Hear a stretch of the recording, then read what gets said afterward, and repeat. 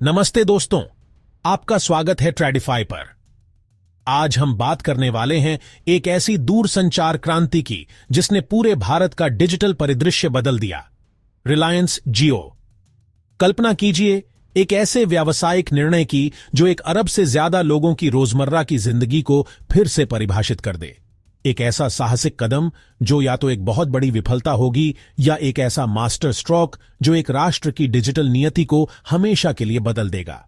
2016 में लॉन्च हुआ जियो मुकेश अंबानी का सबसे बड़ा दांव था। यह सिर्फ एक और प्रोडक्ट लॉन्च नहीं था, बल्कि भारत के भविष्य पर लगाया गया एक ऊंचा दांव था। जियो से पहले दूरसंचार क्षेत्र में एयरटेल, वोडाफोन और आइडिया जैसे खिलाड़ी हावी थे। उन्होंने बाजार पर कब्जा कर रखा था और डेटा की दरें बहुत ज्यादा थीं। उस समय 8 GB डेटा की कीमत Rs250 तक हो सकती थी, जो आज के मुकाबले लगभग 15 गुना ज्यादा है। इस वजह से ज्यादातर भारतीयों के लिए इंटरनेट एक विलासिता थी, जरूरत नहीं। लोग अपना मोबाइल डेटा बंद रखते थे और मुफ्त वाईफाई की तलाश में रहते थे। वीडियो देखना या वीडियो कॉल करना एक सोचा समझा खर्च था। इस डेटा की कमी ने एक गहरा डिजिटल विभाजन पैदा कर दिया था, जो उन लोगों को अलग करता था जो निरंतर कनेक्टिविटी का खर्च उठा सकते थे और जो नहीं। इसी माहौल में मुकेश अंबानी ने न सिर्फ एक व्यावसायिक अवसर देखा, बल्कि एक राष्ट्रीय मिशन भी। उन्होंने एक डिजिटल इंडिया की कल्पना की, जहां डेटा कोई विलासिता नहीं बल्कि पानी या बिजली जैसी एक मौलिक उपयोगिता हो। उनका लक्ष्य था इंटरनेट का लोकतंत्रीकरण करना और हर भारतीय को हाई स्पीड कनेक्टिविटी से सशक्त बनाना। इस मिशन के लिए उन्होंने एक चौंका देने वाला निवेश किया। एक भी ग्राहक जोड़ने से पहले रिलायंस ने 5 लाख करोड़ से ज्यादा का निवेश किया। यह स्क्रैच से एक डिजिटल सुपरहाईवे बनाना था। उन्होंने देश भर में फाइबर नेटवर्क बिछाया, हजारों 4G ओनली टावर खड़े किए और भारी मात्रा में स्पेक्ट्रम खरीदा। रणनीति साफ थी, पहले एक बेहतर नेटवर्क बनाओ और फिर उसे एक ऐसी कीमत पर लॉन्च करो जिसे कोई नजरअंदाज न कर सके। सितंबर 2016 से पहले भारत में मोबाइल डेटा एक लग्जरी जैसा था, जहां 1 GB डेटा की कीमत 250 रुपये तक थी। फिर 5 सितंबर 2016 को मुकेश अंबानी ने जियो लॉन्च किया और टेलीकॉम की दुनिया हमेशा के लिए बदल गई। जियो का ऑफर अविश्वसनीय था। पूरी तरह मुफ्त वॉइस कॉल, मुफ्त SMS और महीनों तक अनलिमिटेड मुफ्त 4G डेटा। यह सिर्फ एक प्रमोशनल ऑफर नहीं था, यह भारतीय टेलीकॉम इंडस्ट्री के नियमों को फिर से लिखने की एक कोशिश थी। इस घोषणा ने पूरे बाजार में भूचाल ला दिया। रातों रात रिलायंस डिजिटल स्टोर्स के बाहर लंबी लंबी कतारें लग गईं। छात्र, पेशेवर, छोटे व्यापारी, गृहिणियां, हर कोई जियो सिम चाहता था।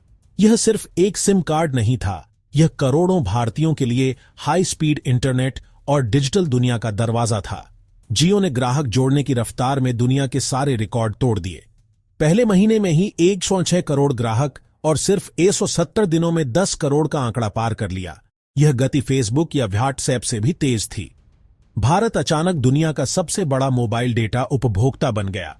जियो की इस सुनामी ने एयरटेल, वोडाफोन और आइडिया जैसी स्थापित कंपनियों को हिलाकर रख दिया।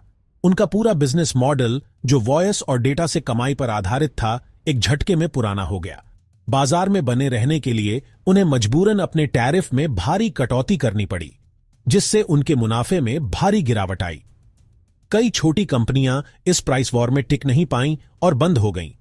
नतीजा, भारतीय टेलीकॉम सेक्टर में एक बड़ा कंसोलिडेशन हुआ, जहां वोडाफोन और आइडिया का विलय हो गया और बाजार में मुख्य रूप से सिर्फ 3 बड़े खिलाड़ी बचे।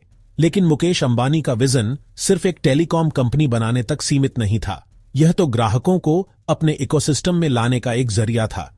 उनका असली लक्ष्य एक विशाल डिजिटल साम्राज्य बनाना था, जो डेटा के पाइप और उसके अंदर बहने वाले कंटेंट दोनों को नियंत्रित करे। इसके लिए जियो ने अपने ग्राहकों को ऐप्स का एक पूरा गुलदस्ता पेश किया। मनोरंजन के लिए जियो टीवी और जियो सिनेमा, संगीत के लिए जियो सावन और स्टोरेज के लिए जियो क्लाउड। ये सब मुफ्त में उपलब्ध थे, जिससे ग्राहकों के लिए नेटवर्क छोड़ना मुश्किल हो गया। फिर उन्होंने जियो फाइबर के जरिए ब्रॉडबैंड, जियो मीट के जरिए वीडियो कॉन्फ्रेंसिंग और जियो मार्ट के जरिए ई-कॉमर्स में प्रवेश किया। यहां जियो की असली ताकत सामने आई। रिलायंस रिटेल के विशाल फिजिकल स्टोर नेटवर्क के साथ जियो के डिजिटल प्लेटफॉर्म का एकीकरण। यह फिजिकल मॉडल था जो ऑनलाइन शॉपिंग को ऑफलाइन स्टोर्स की ताकत से जोड़ता था। ये एक ऐसा नेटवर्क था जो अमेजन और फ्लिपकार्ट जैसे स्थापित आई कॉमर्स दिग्गजों को सीधी टक्कर देने के लिए तैयार था। साल 2020 जियो के लिए एक गेम चेंजर साबित हुआ। मुकेश अंबानी ने जियो प्लेटफॉर्म्स नाम की एक नई अम्ब्रेला कंपनी बनाई, जिसमें जियो के सभी डिजिटल वेंचर्स शामिल थे। यह एक मास्टर स्ट्रोक था जिसने दुनिया की सबसे बड़ी टेक कंपनियों का ध्यान खींचा। फेसबुक, गूगल और सिल्वर लेक जैसे वैश्विक दिग्गजों ने कुछ ही महीनों में जियो प्लेटफॉर्म्स में RSA मॉल 5 लाख करोड़ से भी ज्यादा का निवेश किया। यह सिर्फ पैसा नहीं था, यह भारत के डिजिटल भविष्य पर दुनिया का भरोसा था।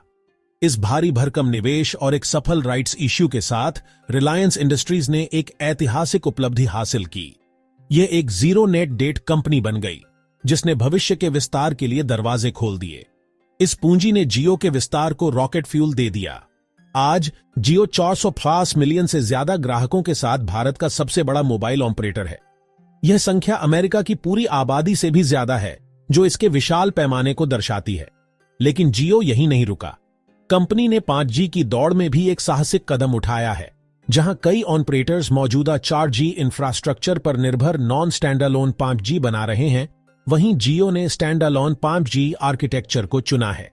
यह एक ज्यादा उन्नत और भविष्य प्रूफ तकनीक है जो अल्ट्रा लो लेटेंसी और जबरदस्त स्पीड प्रदान करती है, जिससे कनेक्टेड कार, रिमोट सर्जरी और स्मार्ट सिटीज जैसी भविष्य की एप्लीकेशन संभव हो पाएंगी। मुकेश अंबानी का अगला कदम जियो को सिर्फ एक टेलीकॉम कंपनी से आगे ले जाकर एक डिजिटल पावर हाउस बनाना है। उनका विजन एक ऐसे इकोसिस्टम का निर्माण करना है जो AI, क्लाउड और IoT में नेतृत्व करे। आर्टिफिशियल इंटेलिजेंस का इस्तेमाल नेटवर्क को बेहतर बनाने, ग्राहक सेवा को ऑटोमेट करने और व्यक्तिगत सेवाएं देने में होगा। क्लाउड कंप्यूटिंग के जरिए जियो भारतीय व्यवसायों को सुरक्षित और किफायती डेटा स्टोरेज समाधान प्रदान करके AWS और Azure जैसे दिग्गजों को टक्कर देना चाहता है। और IoT यानी इंटरनेट ऑफ थिंग्स के माध्यम से जियो हमारे घरों, गाड़ियों और शहरों को स्मार्ट और कनेक्टेड बनाने की तैयारी कर रहा है। और इन सब में सबसे महत्वाकांक्षी है न्यू कॉमर्स का विजन। इसका लक्ष्य भारत के करोड़ों छोटे किराना स्टोर्स को टेक्नोलॉजी के माध्यम से सशक्त बनाना है। जियो मार्ट, रिलायंस रिटेल का ई-कॉमर्स प्लेटफॉर्म इन किराना स्टोर्स को अपने विशाल सप्लायर नेटवर्क और ग्राहकों से जोड़ेगा। यहां फेसबुक का व्हाट्सएप के साथ इंटीग्रेशन एक महत्वपूर्ण भूमिका निभाता है, जिससे ग्राहक सीधे व्हाट्सएप के जरिए ऑर्डर कर सकेंगे। यह ऑनलाइन और ऑफलाइन शॉपिंग के बीच की रेखा को मिटाकर एक शक्तिशाली हाइब्रिड O2O मॉडल बना रहा है, जो भारत के रिटेल परिदृश्य को हमेशा के लिए बदल सकता है। जियो की रणनीति का एक और महत्वपूर्ण हिस्सा है डिजिटल समावेश। इसी सोच के साथ गूगल के साथ साझेदारी में किफायती स्मार्टफोन जियो फोन नेक्स्ट लॉन्च किया गया। यह सिर्फ एक सस्ता फोन नहीं था, बल्कि इसे खासतौर पर उन भारतीयों के लिए डिजाइन किया गया था जो पहली बार इंटरनेट का अनुभव कर रहे थे। इसके प्रगाटी OS में वॉइस फर्स्ट फीचर्स और रियल टाइम ट्रांसलेशन जैसे फंक्शन शामिल थे। इस फोन ने ग्रामीण भारत तक डिजिटल समावेश पहुंचाया और यह दिखाता है कि जियो सिर्फ मुनाफे के लिए नहीं, बल्कि भारत की डिजिटल रीढ़ बनने के लिए बना है। दोस्तों, जियो की कहानी महत्वाकांक्षा, दूरदर्शिता और बड़े पैमाने पर निष्पादन की एक मिसाल है। यह दिखाती है कि कैसे एक साहसिक कदम पूरे उद्योग को बदल सकता है। कृपया ध्यान दें कि यह केस स्टडी सिर्फ शैक्षिक उद्देश्य के लिए है और इसे किसी भी तरह की वित्तीय सलाह न समझें। कोई भी निवेश निर्णय लेने से पहले अपने वित्तीय सलाहकार से सलाह जरूर लें। आपको जियो की रणनीति का कौन सा हिस्सा सबसे ज्यादा प्रभावशाली लगा, हमें नीचे कमेंट्स में बताएं। अगर आपको ऐसी ही स्टार्टअप और व्यापार की कहानियां पसंद हैं, तो ट्रेडिफाई को सब्सक्राइब करना न भूलें।